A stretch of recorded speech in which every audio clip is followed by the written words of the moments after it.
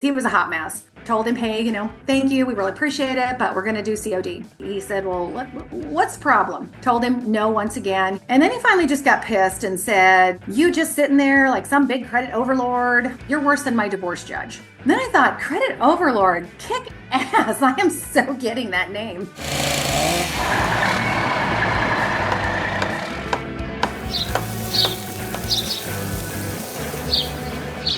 Good afternoon, everybody. Today, we meet with Thea Dudley. Thea Dudley is recognized as an expert in credit and collections within the lumber building industry. With over 30 years in LBM credit management, she has been a credit executive, consultant, columnist, and educator. Fondly nicknamed the Credit Overlord. She is known for her sharp-witted advice, practical strategies, and she helps LBM businesses grow. And with that, Mikey, I'll pass it over to you. Good afternoon. Another episode of Stocked and Delivered. I'm Michael Goodman with your co-host, Todd London. We have a great guest today, the Credit Overlord, Thea Dudley. Welcome to the show. Well, thanks for having me. This is pretty fun. You guys, I see some bottles of wine behind you. Yeah, there's like 12 boxes that you're not seeing right now, but you definitely see 100%. We co-brand that these are local Long Island wineries that we give as customer presents, only for the customers that pay their bills. So last year and kind of going into this year was our 70th anniversary of being in business. So we made a special wine. Hold it up there to the camera. We got to see this. Branded it out, and it's nice from a local winery here in Long Island. I didn't know you guys okay, this is going to sound really ignorant, but I didn't know you guys had wineries up there. Honestly, a lot more than you would believe. It's actually a pretty robust area for making wine. So you have Long Island, and you have the South Fork, which is basically the Hamptons. That Long Island breaks into a fork, and then you have the North Fork on we're talking the east end of Long Island. And the North Fork is all wineries, all farmland. That's slowly becoming more housing, but there's this alcohol distilleries, vodka distilleries, tons of wineries, like at least 30. I am blown away by that. First of all, it's such a tiny little state, and to have that many wineries is pretty impressive. And to learn more about Long Island history, read The Great Gatsby. Yeah. Please tune in with Traveling with the Team. Yeah, that's right. So let's just jump into it, Thea. Okay. Let's just start off with telling us about your journey. How did you end up in the world of credit? My dad was a contractor, and when I was a teenager, he would take me on jobs with him because, he wanted to keep an eye on his daughter. I wanted to work at the mall, and that was not happening. And I destroyed a lot of equipment, and that got me fired a lot. My mom rehired me, and then he got me a job on a job site when I, got older and got out of school. And I did not like working in a trailer on the property, because there's only a porta potty, and no, thank you. So I realized if I was going to survive, and I liked the industry, but I got to move into the office. And so I applied for a credit job that I was pitifully underqualified for, like no qualifications. And the woman interviewed me and hired me. And I said, I actually tried to talk her out of it. It's like, I don't know anything. She's like, yeah, I like your personality. I can teach you credit. I can't teach you how to have a personality. That's interesting. And so from there, you've gone on to make quite a name for yourself. Do you want to talk a little bit about what you do today? Well, so today I spend a lot of time going into different companies, looking at their back office and that whole credit piece. And we look to see, what's going on back there. How can we make it more efficient? How can we make it more of a profit center or a value add for sales? Where are the gaps and pain points? Where can we tighten up? And sometimes I go through the implementation with them. And sometimes I just, give them the advice and they carry it out. And I do a lot of public speaking, and I write a credit advice column for LBM Journal. And we just launched a podcast for LBM Trade Credit, because trade credit is different than your traditional credit through a bank that most people are used to. Trade credit doesn't have there's usually no security with it, and people are really kind of rude with it. They just expect it. A contractor walks in, he's like, I've graced you with my presence. Please, just get my order out the door. And you're like, dude, I don't even know you. Fill out this form. I'm going to need you to fill out a credit app. And some of them get a little bent out of shape, but you're like, look, trade credit is it's really like going to Vegas and placing bets. Yeah, we've read a lot about some of your work, and one of the things that you wrote that I thought was interesting is you wrote this idea that one of the biggest killers of business isn't lack of sales, but lack of cash flow. Can you kind of break down why so many companies get this wrong in your mind? They get so excited. Like if you get like a roofer or an installation guy or, even a dealer, they they focus on, I need to get the sales. I'm getting sales out the door. I'm getting jobs. I'm doing all of this. And it looks really exciting for them and they get really jazzed about it. But they forget about the back office part of it. Their billing practices are slovenly. They're not collecting their money. Typically, what I hear is, "Oh, they're a good guy. They're going to pay me. I know them really well." Or, I don't want to look like I need the money. I don't. Yeah, you need the money. It's okay to be a good guy and still ask for your money. And we had a deal, so pay me. That's right. And that's where a lot of them get jammed up. They don't follow up, they don't ask, they don't pull the trigger quickly enough. That's right. Good. That's a good point. I just want to take a step back. You're in construction. You worked in, I know you worked at Guardian, you worked at SRS, a bunch of companies in the building material space, and now you're in credit, mostly in the building material space. Mhm. Is credit different in other industries, or this is the industry that you selected because it's your background and then and the people and network you know? Little bit of, so it's the industry that I know. It's the one that all of my roles ended up just kind of moving forward through the building material and construction space. But whether it's HVAC or electric or any of those type, anything that touches the construction aspect, it's all pretty much the same. You go into these companies, and then we probably have a number of independent lumber yards. I would assume that would be like a profile customer that would be pretty engaged in hearing on what's going wrong, just because you're not as large, you don't have the same resources. You go into some of these companies, whether it be large, small, or medium. What's the first thing that you're looking at to pull a major lever to kind of improve systems, cash flow, et cetera? Well, the first thing you do is it's like, give me a copy of your AR. Because with a copy of your AR, I got a pretty good beat of what's going on in your company. That's going to give us a good platform to start with and how you respond to questions I asked about stuff on your AR. And out of curiosity, what's the significance of reducing one day in payables? Is it a super impactful thing? Is it a non-impactful thing? Help me understand how important even one day of cash flow equals to a small business. Well, one day is one day that you're not borrowing off of your line of credit. One day is you're not paying the interest on that. You're not carrying somebody. And most contractors, who dealers sell to don't charge their customers interest. So they're carrying it out of their pocket. Their margins are already slim. Now they're having to turn around and pay you. So the impact is huge. If you can shave 2 or 3 days off of your AR, that is the difference between you borrowing money and not borrowing money. It's significant, and it's hard. It's much easier said than done. So that's where you come in. So I referenced you as the credit overlord earlier. Tell us a little bit more. How did that come to be? Well, a customer gave me that name. So you guys are familiar with Bradley Hartman, right? Yeah. Yes. Mm-hmm. Okay. So Bradley's first book had, and which I made an entire credit team read because I thought it was the first one. It was called, what purchasing manager, it was called, I think it was Behind Your Back. And I made the credit team read it because the same things that people say when salesmen leave are the same things that people say when credit managers call or leave the office. It's, you're either not prepared or there's, different question, or just different comments. And so one of the chapters was have a really memorable title. And I thought, I got to get me one of those. Nah. So, customer came in and wanted to fill out a credit application. The salesman called me and said, Thea, I don't want to sell this guy.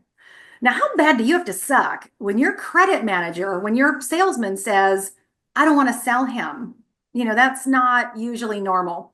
So, we went kind of back and I said, let him fill it out. I'll take care of it. Let's see what he looks like on paper. I know you don't want to sell, but let's see what he looks like on paper. And he looked really bad. He had a couple bankruptcies. He was a hot mess. And so, I told him, hey, thank you. We really appreciate it, but we're going to do COD. And then he said, well, what's the problem? I'm like, well, we're just going to be COD. He dropped off his, and I'm using air quotes, his financial statement, which was a handwritten note talking about what he had in a 401k, how much he owed on his house, and then some random guy that owed him $35,000. And we don't really count that as a financial paperwork backing. So I'm like, yeah, this is a hard no. Told him no once again. He explained to me why he was right and I was wrong. And then he finally just got pissed and said, and he's screaming it at the time where he's like, you just sitting there like some big credit overlord, making decisions about who gets credit and who doesn't. And, you're worse than my divorce judge. Okay. You're still not getting credit here, but I appreciate you. I appreciate all that information. Then I thought, Credit Overlord, kick ass. I am so getting that name. And I just kept it because I thought it was funny.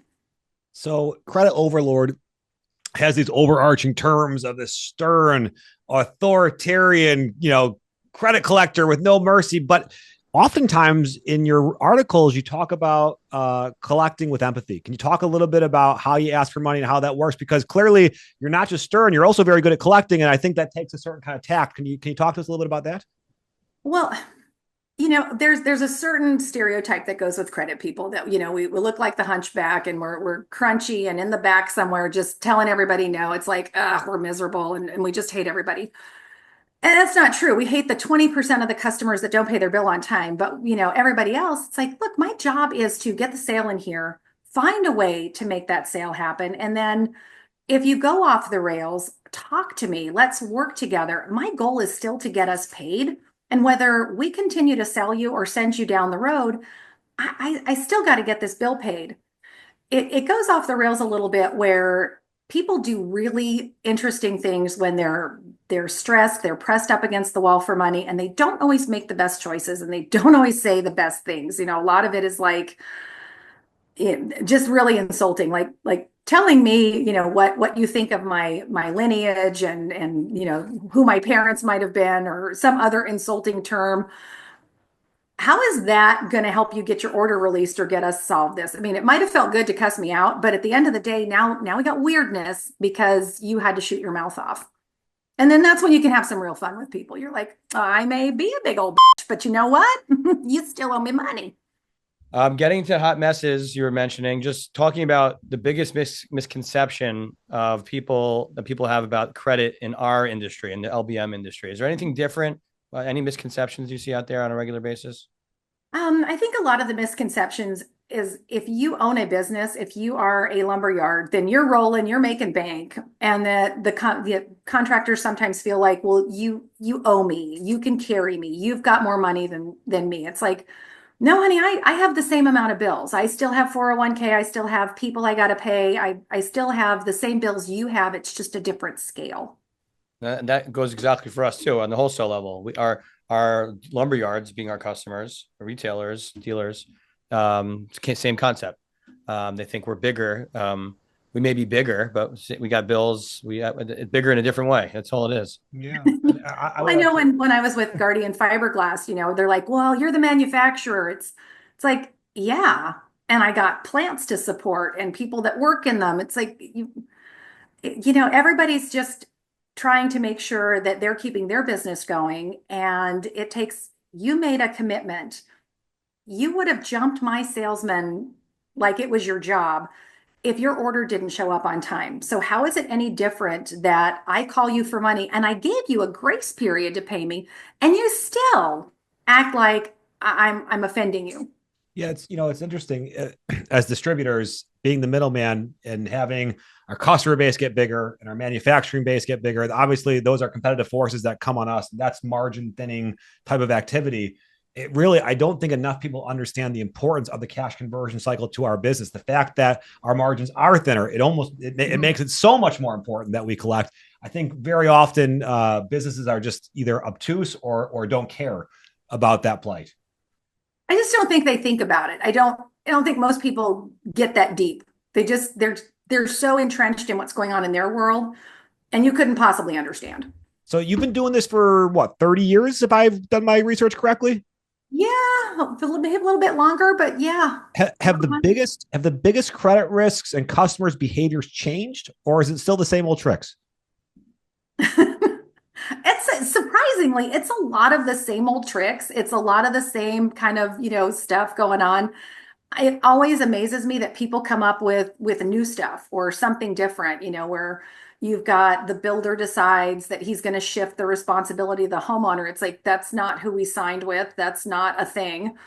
Or there's always a medical something going on there's always some tragedy where it's somebody's in the hospital, I'm getting divorced, it's drugs, drinking, death, there's all kinds of everything is just it's very there's not a lot of new as far as coming out with something surprising. It's like, yeah, you shot your mouth off, you got a big job, you bought a yacht, and now you can't pay anyone, and your project's bankrupt.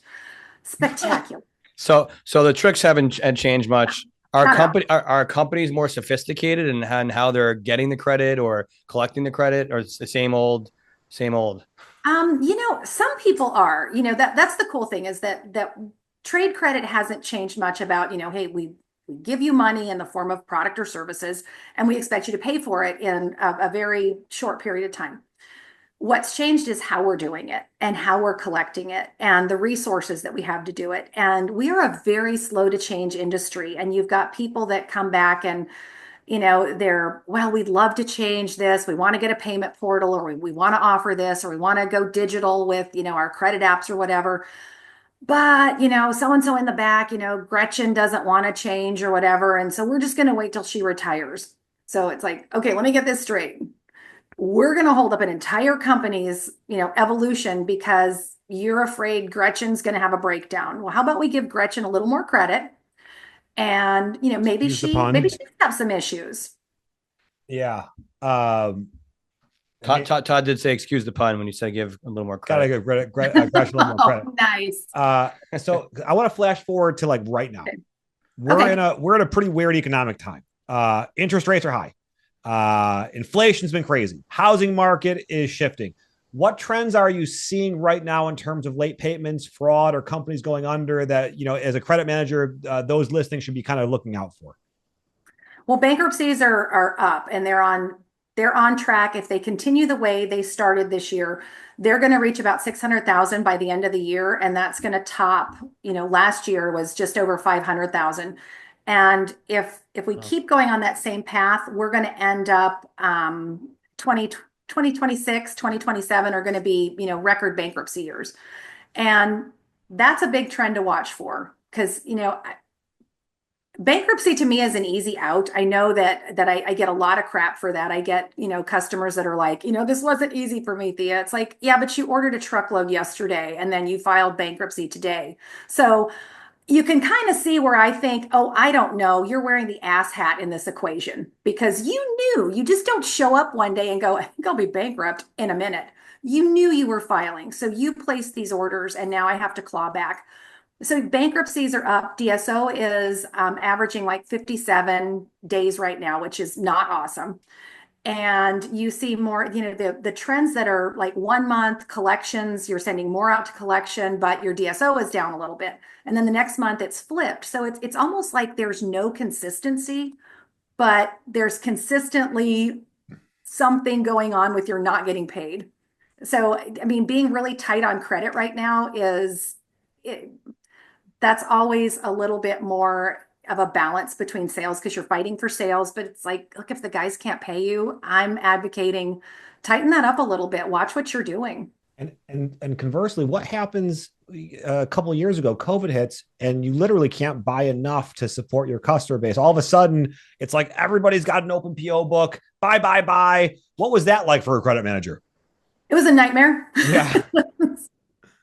Well, and during COVID, what was interesting was everybody was like, oh, kumbaya, we're all in this together. I love you, you love me. You were trying to work with people. And then it went on for a little bit longer than everybody Yeah. thought. And you saw Uh-huh. some fallout. And pretty soon it's like, yeah, I'm not digging you as much as I did. And you need to find some money. So What are some real world examples based on, the examples, the positive and the negative, real world examples of companies that have either flourished or failed due to credit management? Well, without naming specific names, what you've got is, companies that because they don't pay attention, they start getting, and we'll opt from the dealer and contractor space. They get more jobs. They keep getting, they're getting these bigger jobs. They're so excited. They never take a step back and say, can we afford this job? Can we support this job? And they get in over their skis, and before you know it, they can't make payroll because they didn't pay attention to the back end. One of the worst things that companies can do is they stop paying attention to that back office and they only grow the front part of it. They only grow the sales or marketing, which I get is the sexy part of the business. But to me, money's very sexy. If you don't have it, you're just not going to get anything. You're not going to have people working for you. So you might as well, build up that back office as well. You've got to have somebody billing correctly and on time, and you've got to have somebody collecting your money. So she brings up a really great point. I would assume, I could be wrong, so I'm going to go on a limb here and you can tell me if I'm right or wrong. You go in and the first thing you do is you're looking at the AR. I would assume that you probably find out pretty quickly, in many instances, not all, that your biggest fight is not with the customer, but with the sales team. Can you talk a little bit about how you get those two teams working together?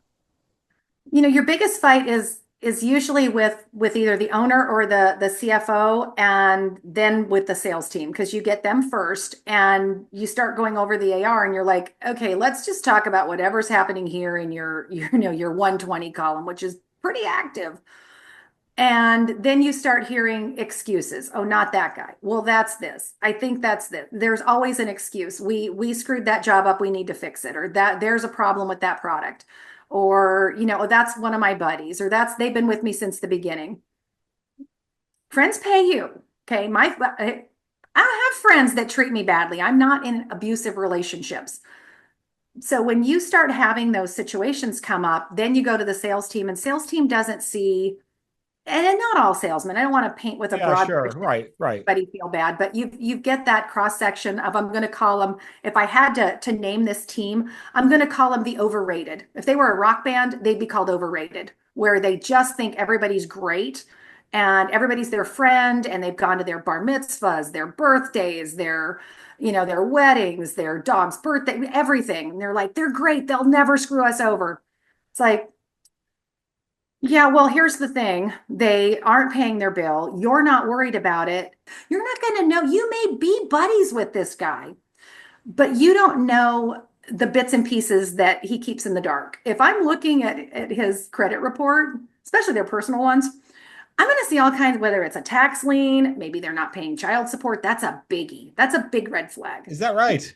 Yeah, if you're not paying for your baby, you sure as hell ain't going to pay for your building materials. That's a red flag. Yeah, that makes a lot of sense.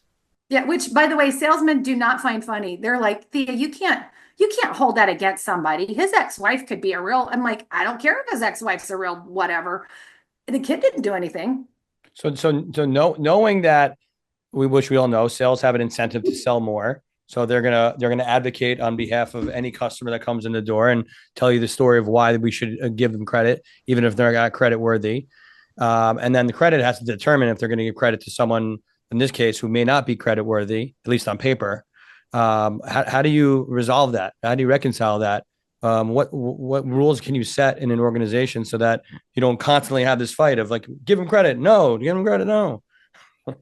I don't think you're ever going to eliminate the fight. And I actually don't mind when a salesman challenges me, when they come up and they're like, why aren't we giving him credit? It's like, well, let's talk about it, but understand this is a private conversation within the company. So it's family. Let's keep it family. I don't need you to go and repeat to the customer what we're talking about here.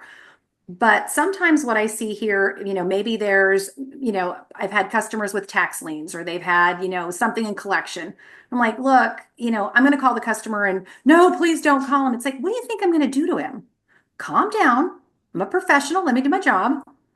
You call the customer and they're like, I don't even know what this collection item is. We dug into it, and it turns out it was, one of the big boxes.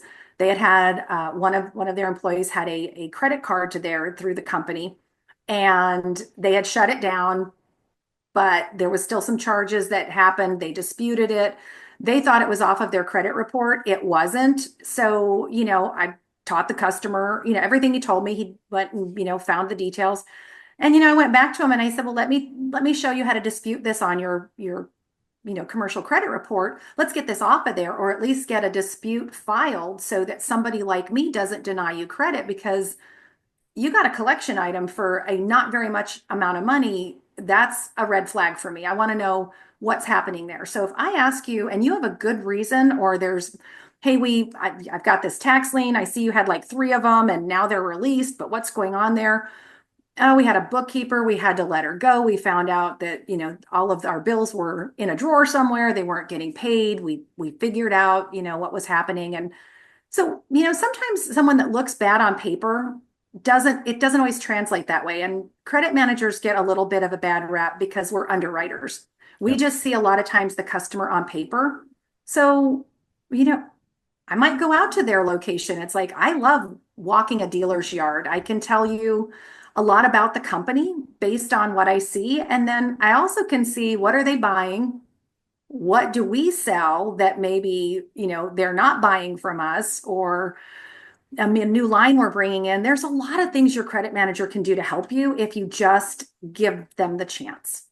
That's right. And the comparing the paper to reality, or in person, not reality, but in person. No, it's true. It's hard to, differences. I'm judging you by paper. Yeah.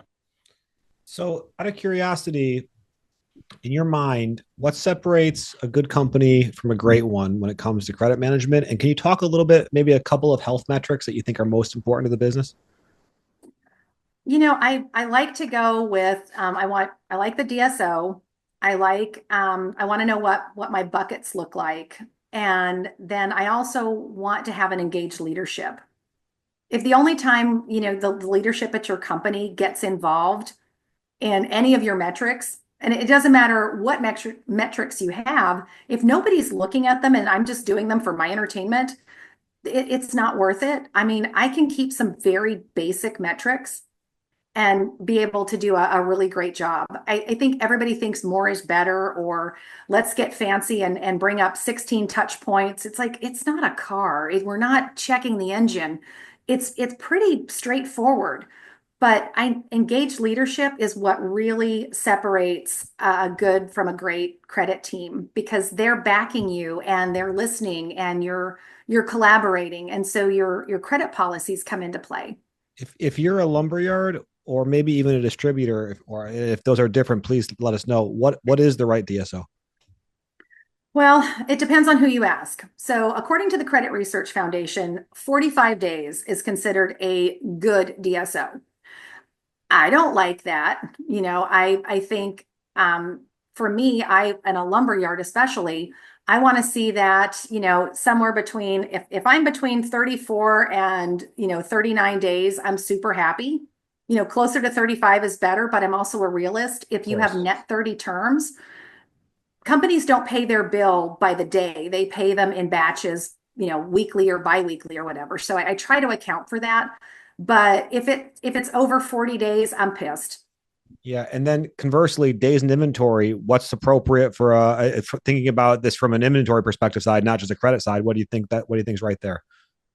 I don't do anything with the inventory. All I know is, can you pay for that? Then put it down. Okay, fair enough. Fair enough. Oh, so what are some red flags companies should watch for when evaluating customer credit worthiness? And I asked this, we talked about before, the difference between sales and sales wants to extend credit.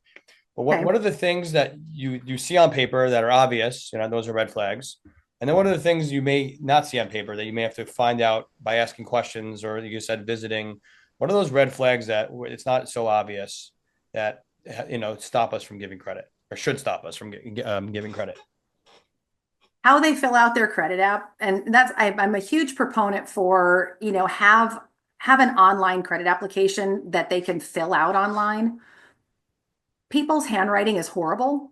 And, it always looks like my handwriting is horrible. I can't even read what I wrote half the time. So if someone's filling out a legally binding document, I would like it to be, legible and coherent. And then it's what you're pulling, what you're seeing on paper. I'm a huge proponent of a credit report because it's going to tell me a lot about that company. It's going to drill down not only on the score, but trade references, what they're doing banking wise, line of credit, leases, credit cards. If I can see somebody is smart enough to pay like their leasing, their bank, their credit cards all on time, and their trade reference, their trade creditors are all being paid late, then this guy is smart enough to know that trade creditors might not be charging him interest. And you've got banks that will in a heartbeat. I also look to see how many UCC filings they have. Are they with the same bank or a different one than the one that's on their credit application? Not that that's a bad thing, but I want to know who they're dealing with. I want to know, what this looks like. How loaned out are they? And again, it's not a bad thing to have UCC filings, but I want to know a little bit more about them. Do they own or lease? It's a lot harder for them to disappear if they own the property. Who the principals are, do they match up what's on the credit application? And so all of those things. And then I like a Google search. I will map that. I will Google map where you're located. Because if I'm ending up in the middle of a pond, then that's not a good sign. So you just listed off a bunch of things, right, that are seem obvious, seem like things that should be done. When you consult with a lot of companies, is this a lot of these things common practice? You end up going in and realizing they don't do much of any, and you have a lot to fix. Usually, yeah. A lot of what happens is everything just kind of evolved from somebody took it over, they started, this is how they did it. And it's almost like when you grow up and when you're listening to music. Here's the decade of the music that defined your life. And that's, even though you might listen to some other things, that's really your sweet spot. Same thing with credit people. It's whatever defined their career is, where they kind of stick. And so if they're used to, sending bank and trade, it's like they're going to keep doing that. My company won't pay for credit reports. My company won't pay for this. My company won't pay for that. And it's like half the time they haven't even tried. They haven't adjusted anything. You've got people doing duplicate stuff. You've got lots of like craziness with they put these rules in place where if you want to do business with us, here's what's going to happen. It's like, they can buy this stuff anywhere, right? You've got to make yourself a little bit more agreeable. So you can set rules, but make them realistic. And people want to be easy to do business with. If I want to pay my bills at 10 o'clock at night, I don't want, oh, well, they don't have anyone there. They're not online. They don't have an online presence. They don't take money. They don't, then I don't want to take a credit card because I don't want to pay this. I'm only going to do this. You're making it so hard to do business with you. And that's where people are, you're in a very digital world and it's almost like Titanic syndrome. I don't know if you guys are familiar with that term. Go on. Tell us more. Okay, so this is really fun. So I just learned this like, I don't know, 6 months ago. And I can't remember the name of, her first name is Nadia, but it's this professor that came out with Titanic syndrome. It's where people or companies get so entrenched that this is what I know, this is fact, this is how it is. And they're so in love with how they do it that they can't see how things are changing or evolving. And they almost tank themselves because of that. So she named it Titanic syndrome, which I thought was hilarious. So you come in, you see these companies that are mired in legacy, probably a little bit outdated. What are some tools or technology that you recommend for these companies to manage credit effectively? Well, first, we dig into that AR and we start looking at, what are people's roles and responsibilities? And then we can start moving on. It'd be easy for me to say, oh, everybody should just go get a payment portal, or you should go get credit reports, or first, let's start with the basics. Honey, what are you working with here? And how is it rolling forward? Let's start with what do you think the people here do in this department? What's expected? They may not even be doing the job they're supposed to do, not because they don't know how, maybe it just wasn't communicated to them exactly what their job is, right? Well, there's that. And then the other side of it is you've got people that a lot of times will overlap because somebody will leave, somebody picks it up temporarily, and then somebody gets trained. And before you know it, you've got three people all doing the same thing. And you're like, why is your overtime out of control? Because you've got people that are doing like jobs and they shouldn't be. It should just be something very simple. And so starting there with that, and then let's take a look at, what's your credit policies? And most companies are like, well, we don't have a credit policy, or we haven't looked at it in a long time. It's like, you absolutely have a policy because the work's getting done. You just haven't written it down. This may be a little broad of a question, so apologies in advance. But Okay. by and large, across the board, from what you see, what's the one thing that companies could do this year to improve their credit that would be a quick, swift, and easy change that you see so often them not doing? If you don't have a payment portal, and I beat on that a lot, you want to try to eliminate the mail at all cost, Yeah. because that's just a cyber security nightmare.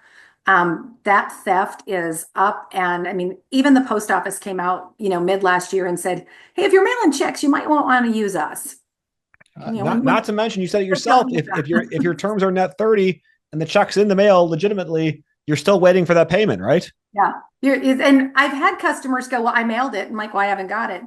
Well, I mailed it. Yeah, I haven't got it. Well, that's your problem. I'm like, no, sweetie, that's yours. You don't, did I say, hey, my truck went by you? Well, he drove by you. I Yeah. don't know what to tell you. It's funny. It's Unfortunately, funny. It's funny how the mails have become like an excuse for everybody. It's not, everybody oh, uses that. it has always been that whole checks in the mail thing, but just eliminate it. Just cut it out completely. And I know credit cards are a huge rub.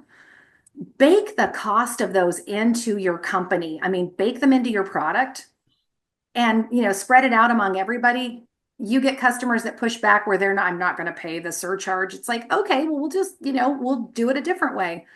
But eliminate checks wherever you possibly can. Yeah. And then the other thing is, follow up. I mean, simple phone call.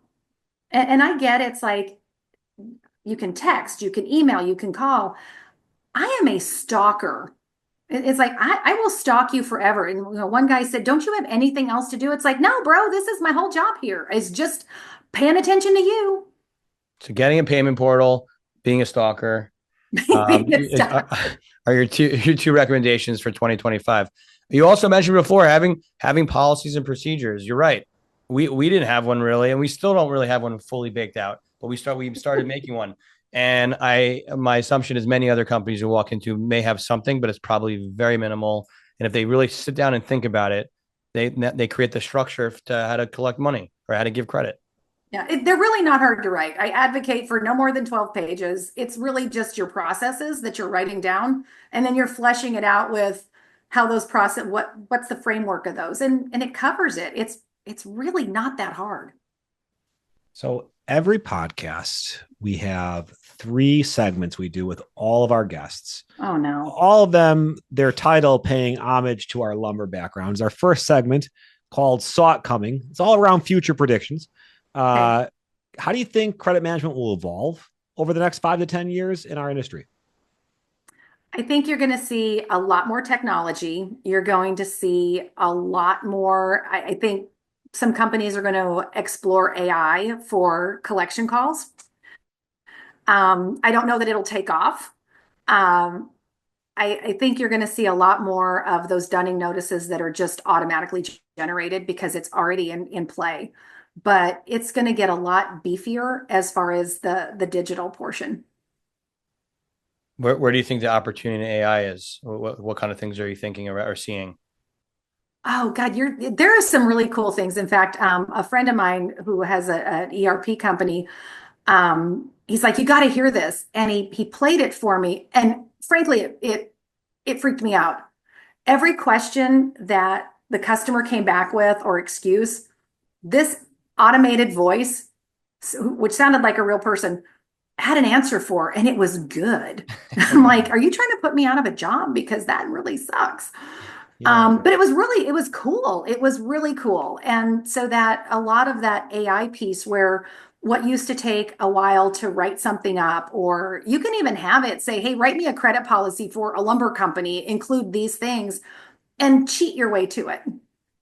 And it's not going to be perfect, but you can back into cutting out some things.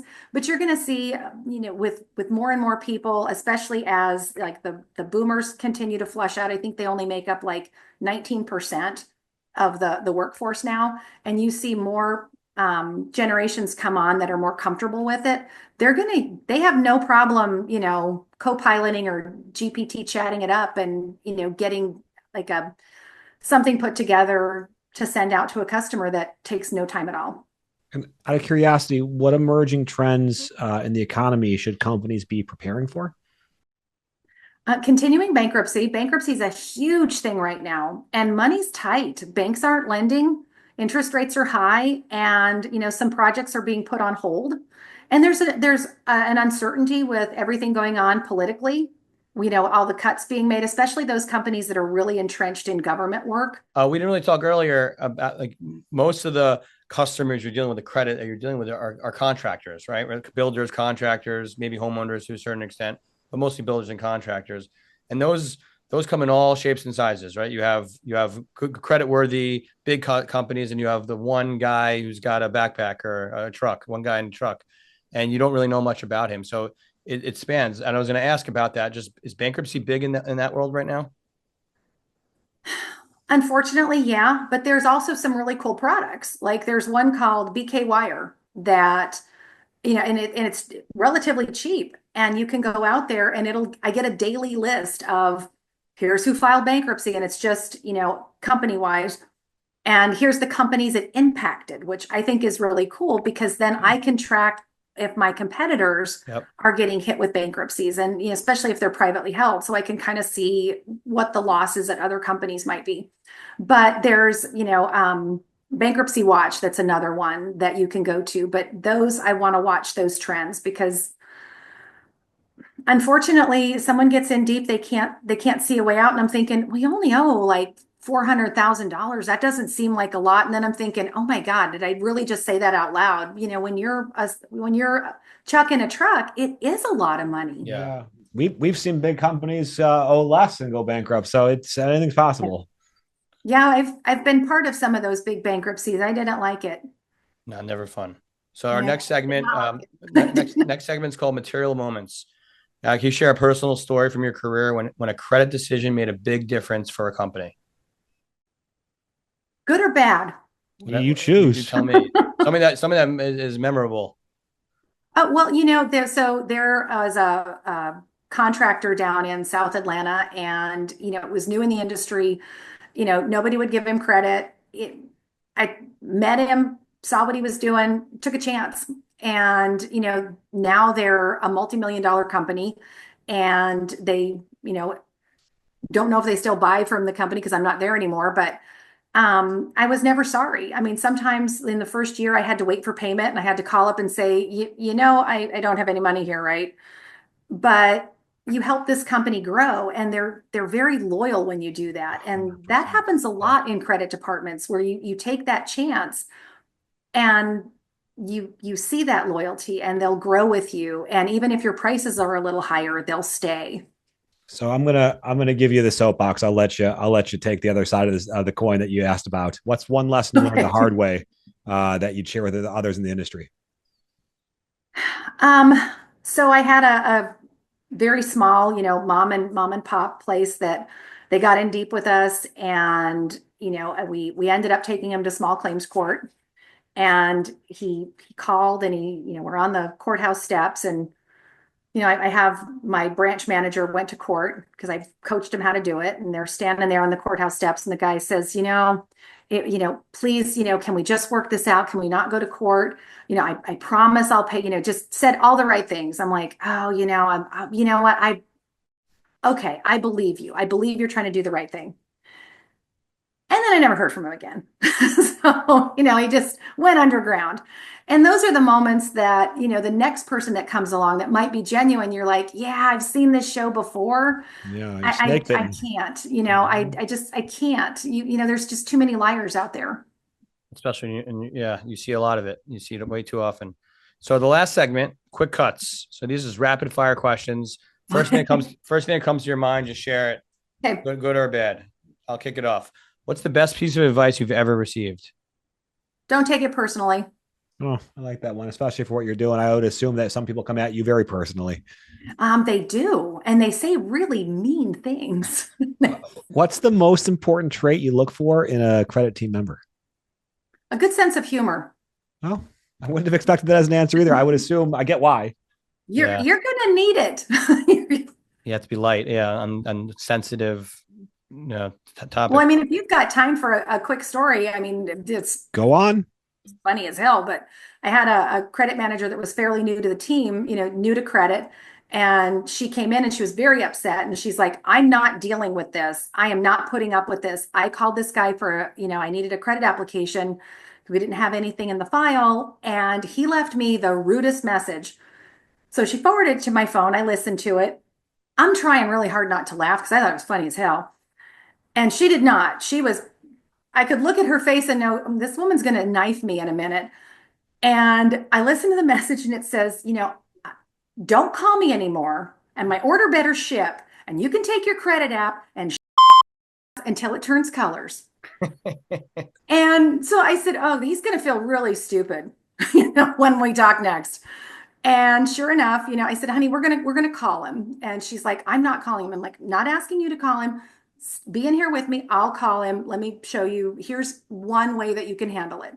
And I called him and he picked up and I introduced myself and he said, I know why you're calling. I said, yeah. I said, listen, I'm okay with what you said. She's not, but do you think when it comes out that it could be filled out and it could be the color of your choice? I just need you to fill this damn thing out.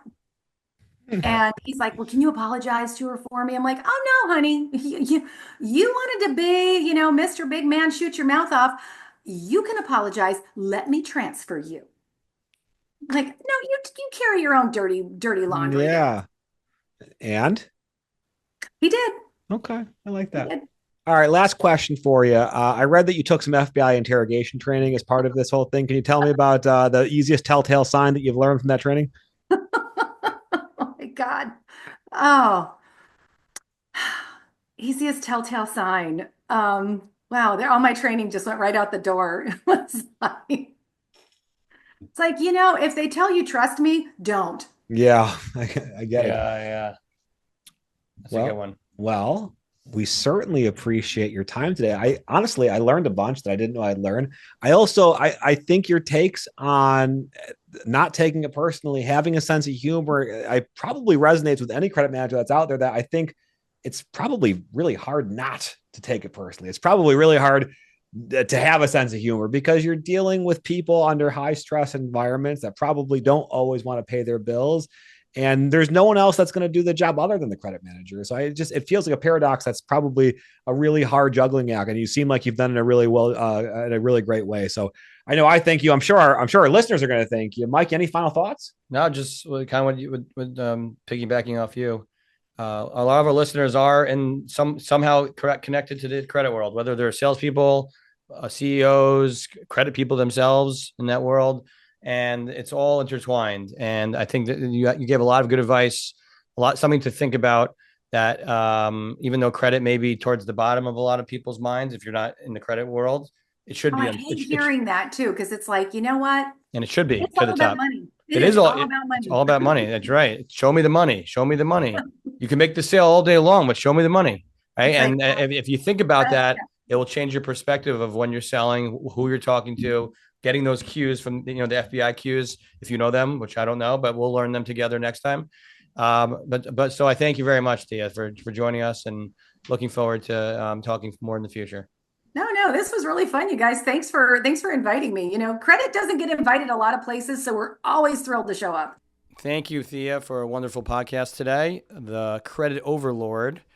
We learned some great things. We learned recommendations of who to hire, what kind of personality, what makes a credit department good or bad, how important credit is. And I agree, it is super important. We don't realize how important it is. We sometimes put it towards the bottom of our list, but it is one of the most important things. And appreciate Thea for bringing a lot of those things up, Todd. Yeah, I don't think it's a matter of whether it's important or not. I think we all know it's hyper important. I will say, I do think in our business, it is hyper misunderstood or unknown. I just loved when we were speaking, and she just made it so human of, look, this is a business and I do have costs and my margins are thin. And I think she has a very unique personality, obviously, but I also think that you can't discourage the fact that this is a hyper successful woman that now has been so good that other companies are going in and asking her to really review the business. So I think the information that our listeners heard today is probably as sound as it gets. You're talking to a real professional here. If you like our content, please like and subscribe. Next week, we meet with Chris, the CEO from Acre, who's going to tell us about a really cool new product. So stay tuned, follow us on all the mediums, and we'll see you again next time.